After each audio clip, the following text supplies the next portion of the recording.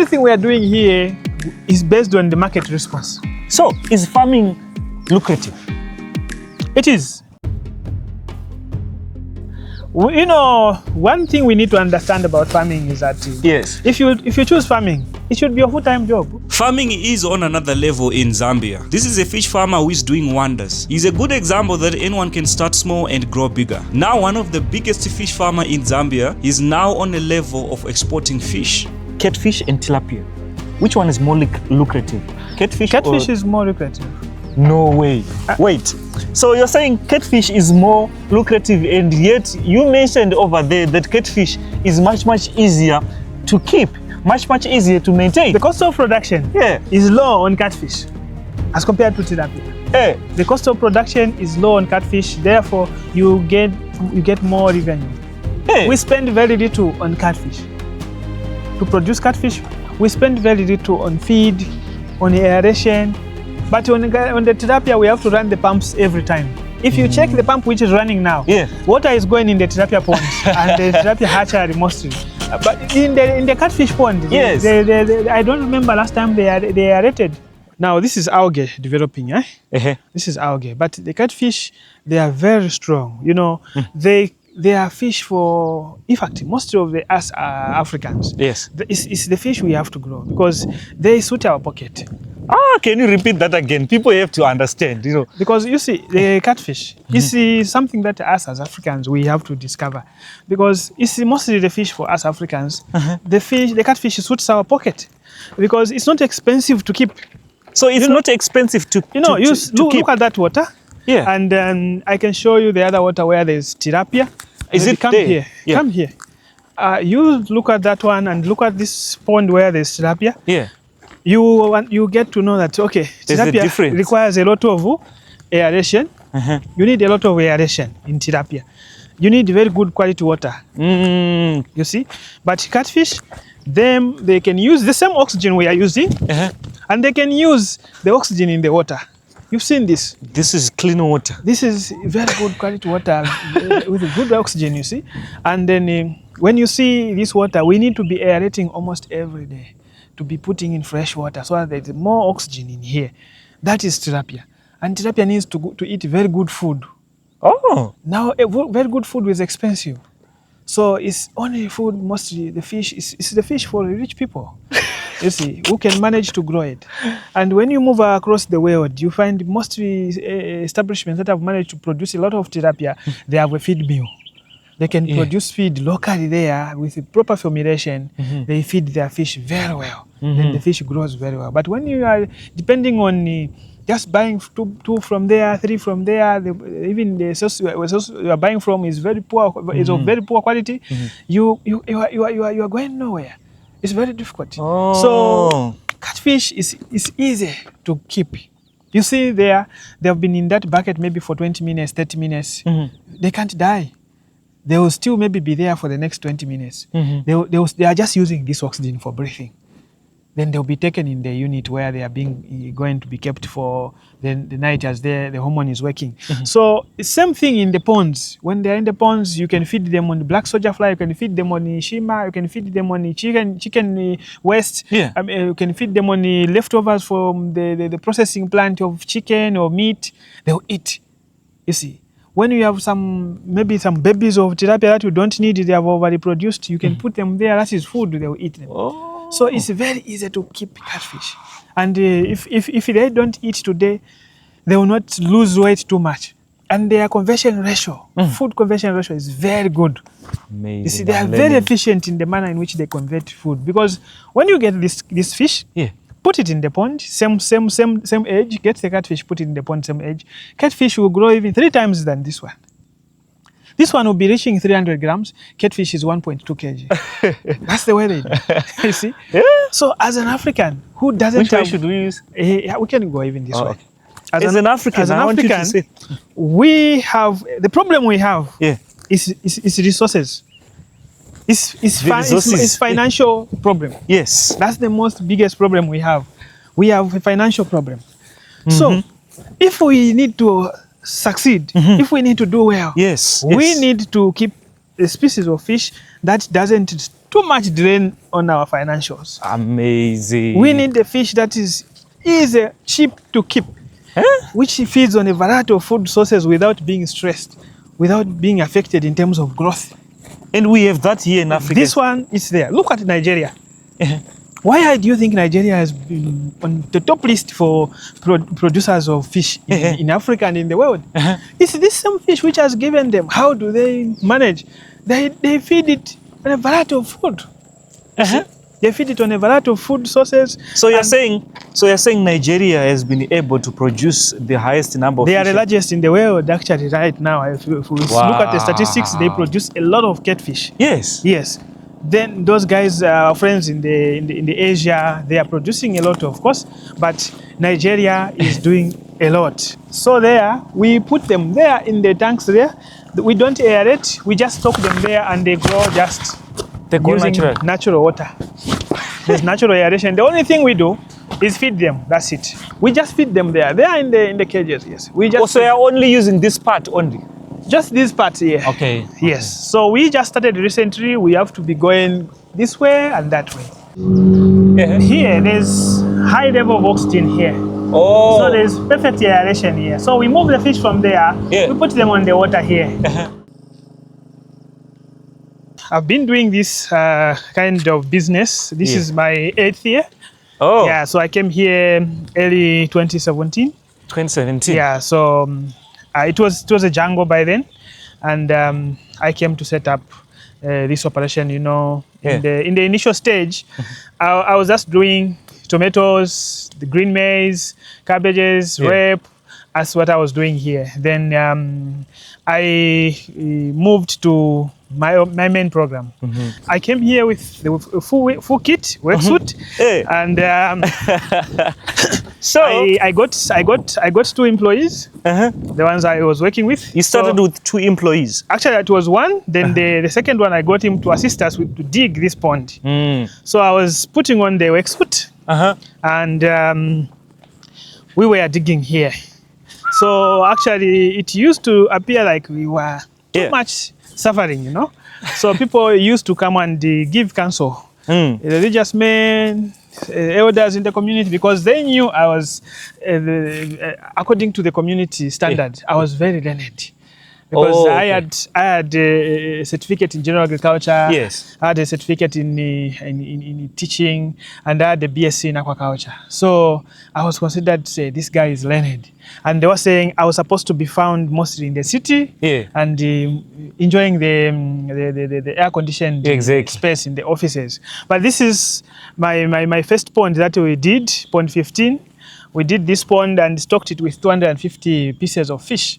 So from here, this is the pond that made up all these ponds you see around here. Now, how many ponds do you have? The ponds I have about almost 40. Yeah, 40 somewhere around there. 40? Yes. Amazing. And I have a lot of breeding tanks for catfish. So you see here, we breed catfish and tilapia. We do collect. So this place actually, for now, we are running a commercial breeding. It's a commercial farm setup. We breed a lot of tilapia. Yeah, because when we started back then, there was very few producers of the seeds, and a lot of people were coming up having more interest in fish farming, but there was limited source for the seeds. So we came up, say, okay, we have being clever. Yeah, we have this capacity, we have the expertise, so let us produce this fish that people want. We started producing here, and then I am a researcher myself. I look at the current trends, and this time around you find that the country is facing a lot of challenges of climate change because it has become more real today. So most of the farms, they have no water, and even if they have water, they don't have enough. So aeration of the ponds is quite a challenge. So now we need to be very critical. I mean, very, very careful in the selection of the species to grow. So we started doing the research in 2019. I looked at it and said, okay, tomorrow or the other day we may have this problem. So I started looking at an alternative species that can be used, which is also a very good candidate for aquaculture. So amongst the species that is commonly consumed by Zambians, I looked at the catfish. So we started doing the trials for catfish, and we started breeding. We started with 4 tanks, but we have grown in the space of 3-4 years to about somewhere around almost 40 tanks. 40 tanks? Yeah, so we breeding a lot of catfish here. We are supplying a lot even to Zim. We are supplying to Zim, we're supplying to Congo, we're supplying to Malawi. You're now exporting? Tanzania. Yeah, we do a lot. Every day. This morning we were sending some to Lusaka, and some they have gone to Chipata, Eastern Province. And every day we move the catfish like that, and also the tilapia. Because I would want to understand, are you struggling with market? Market ourselves, we can't say that we are struggling. The only challenge which is there is that most of our farmers, they don't have water. But those that have boreholes, they are able to get the stocks. Because as I can tell you now, we are offloading the fish almost every day. We've been lucky here in the sense that I've been exposed. I've managed to interact with a lot of people across the world. Yeah. And I visit a lot of modern technologies in the world. And then I have the capacity to bring down the modern technology there to the simplest technology that we can make using the local materials. So we find that most of the things here, there's nothing that is imported. We just make them locally. We buy local materials and fabricate. Amazing. And we make it here. And it's what works here. Look, even our water system here, there's no continuous pumping here. There's a pump there, there's a booster pump here, there's this. There's nothing like that. What we just use, we make use of the physics here. We just make use of physics. We take note of the gradient here. This gradient can reach us up to here. We put some support tanks here that will boost the pressure to go in the other tanks, just like that. That's how we use it. So our main job is just to get water from the main source, put in the reservoirs, then water runs through all the units by gravity. Oh, so this is the HRE for fish farming? For fish farming, yeah. So this is catfish. Yeah, so these are some of the catfish, and then you see they are putting the hormone in the syringes. So we are weighing them and doing the. Oh, they are still alive. Yes, they are alive. So they are busy injecting the hormone. Oh. Yes. I thought they're dead. No, they are alive. So they can live this long without water. You see this belly? Yeah. These are the eggs. Yes. So catfish can live this long without water? These guys, they are very strong. They are very strong. So we can. Okay, I want to see another one like being injected. Okay. So they're injecting what? So they're injecting the overprime hormone into the catfish, so that it can be activated overnight to actually release the eggs. So they will become. They will become ready to release the eggs. So this side you're only keeping tilapia? This side is just tilapia, but there we do keep catfish. But the catfish that was there, we harvested it. That is in July. We harvested it and sold it because the catfish, they grow very fast. On the cages, if we keep them for 4 months, they are almost a kilo. In fact, some of them are more than a kilo. Yes, here they grow very fast. Is this thing moving? It seems like it's moving. No, it's stationed here. It's anchored here. My eyes are deceiving me. Here where we are, it's 20 meters deep. 20 meters deep? Yes, it's 20 meters deep. So what we've done here, you've seen these drums? Yes. These are the boils. They are acting as our floaters. Oh. They are the ones that are lifting these structures on top. Then at the far end there's a drum, which is just alone there. Yes. And this side there's a drum which is just alone there. At the drum position there, we have built a big anchor that we have dropped down. And we've tied the ropes there to come and hold on that drum. Then this, at the corner there and the other corner there's a rope going to the drum. So they are holding this. It can't go this way, it can't go. When it goes this way, this rope pulls it back. It goes this way, the other rope pulls it back. My question, and the other one also. My question now, I've seen that you are that person who invests so much in knowledge. And my question now is that, is farming science? Actually, farming, there's a lot of science involved. You see, like this time around, we are talking of the climate change. Yes. If you are a farmer and you rule out science, then you will not make money. Because everything now is controlled by climate change. So if you know how to move around climate change, then you can survive. If you are growing the fish, then if you don't put the aspect of science in it, Exactly. then you are going to stock the fish without understanding when the effect of climate change will knock you hard. Then you find that maybe your ponds will dry in August or September. Yo. When your fish, they are just this size or maybe about 30 grams. Exactly. And you will lose everything. I want to understand. You said you bring them here. Yes. And they are very little. Yes. How long do you keep them here till harvest? So we keep them here for 6 months. When we bring them from at 2-3 grams, when we keep them here, we get 300 to 350 grams. So our market tells us that that size, majority of the customers buy it. If we have some fish that we go to somewhere 400-500 grams, Yes. there are very few customers that buy it because they are those only the elite, you know.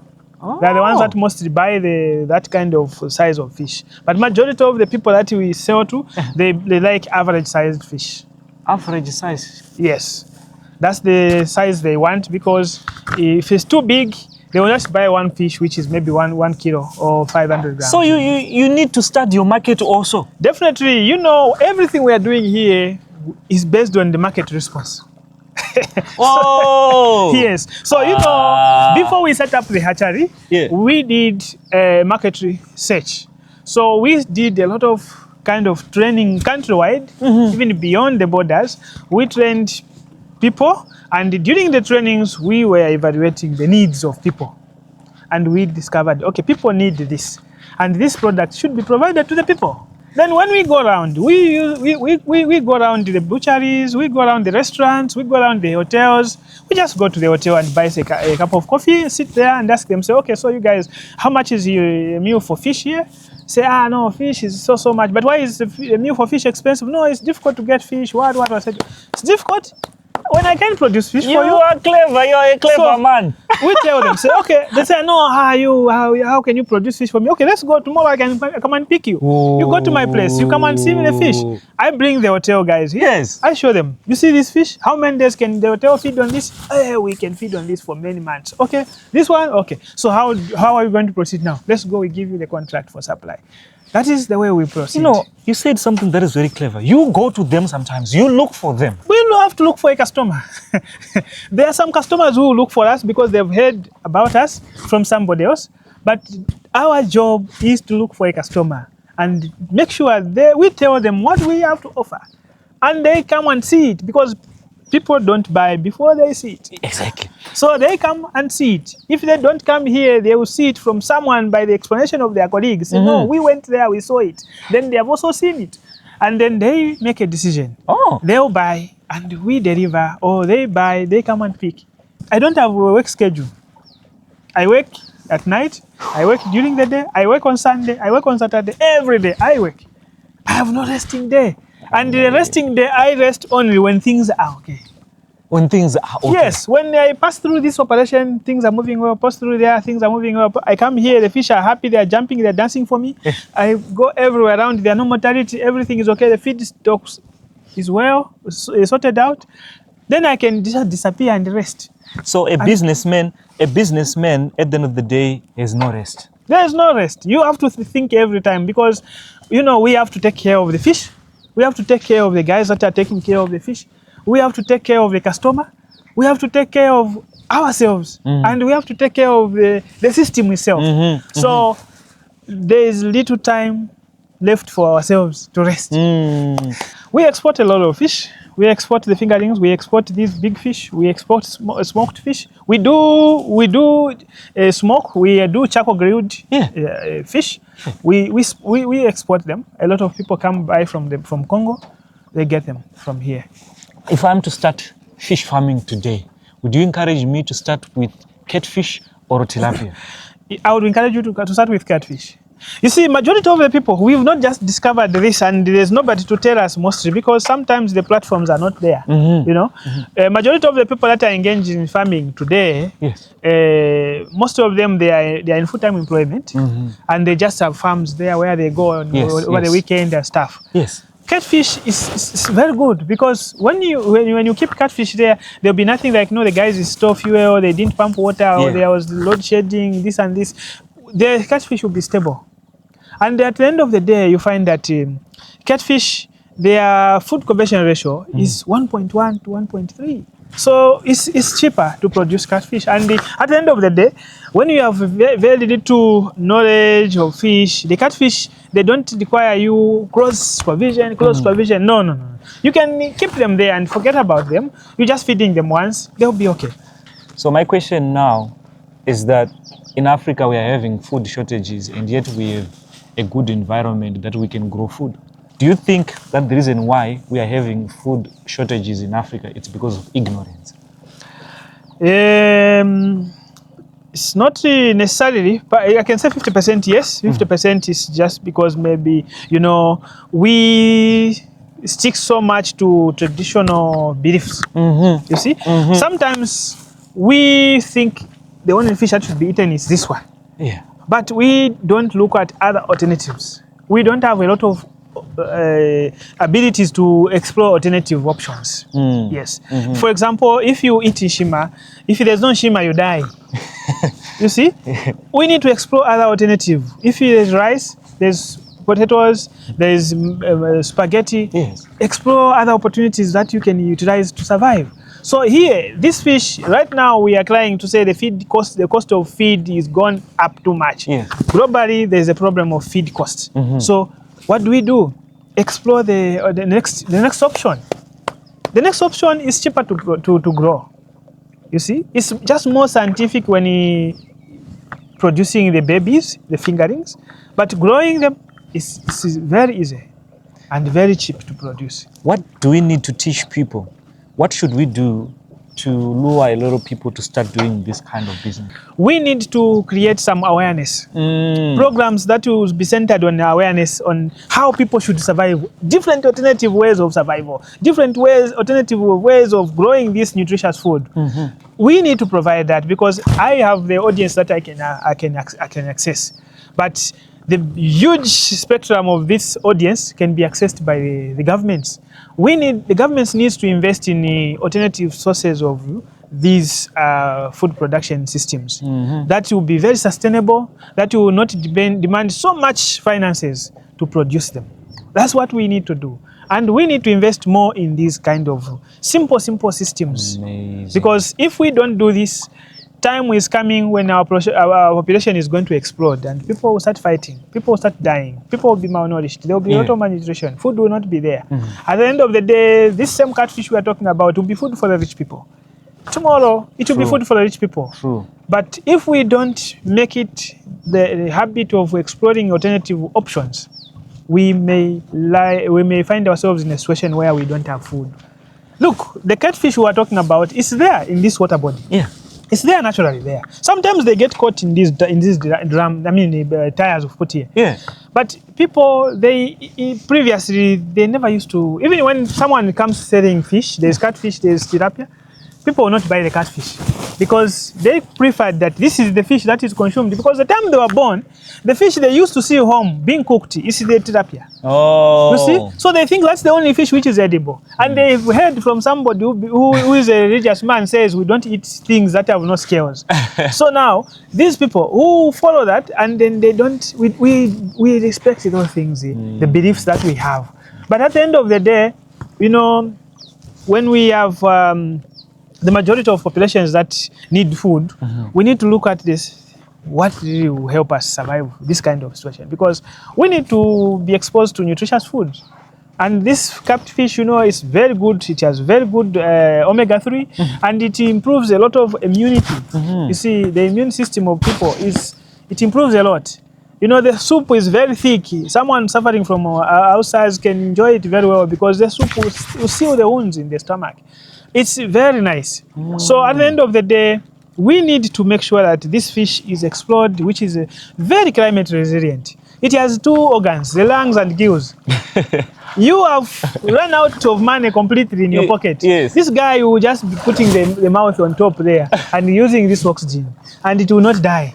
Until the time you come with fresh water with your fuel and stuff, you pump in water, Yeah. then it enjoys like that. You don't have food, this guy will start picking worms in the water there. You see? So I wanted to ask, what are the challenges that you have faced so far doing fish farming? The challenges that we've faced so far, you know, we used to have theft. There used to be theft. You know, this structure is here on the water. Yes. And even those ponds, they are there on the water. People don't work during the night. There are very few people work in the night. And here, they don't work here in the night, people. People work there in the hatcheries at night. Here, there are no people. So there are these fishermen around here. They started stealing our fish. Hey. So we used to have a lot of pressure of theft. But you see, we've set up security system here. We have cameras around here to make sure we improve on surveillance. We have security guys there. We have dogs. The other issue is the cost of feed. Cost of feed keeps on changing every day and it's going up every day. Why? Yeah, you know, of course, especially with this climate change, people didn't produce a lot of raw materials for making feed, and some of the import costs have gone very high for some of the other raw materials, the ingredients. So it becomes just expensive to produce feed. And the people that have to produce feed, for them to break even, they have to put the price a bit higher. And you see, sometimes the other challenge we've faced, you know, is our farmers within this country, you know, they are not clustered, they are scattered. We don't have a situation, you know, when I was moving around Egypt, you moved also, we are going to Alexandria. When we are going to Alexandria, you find it's a province for fish farming.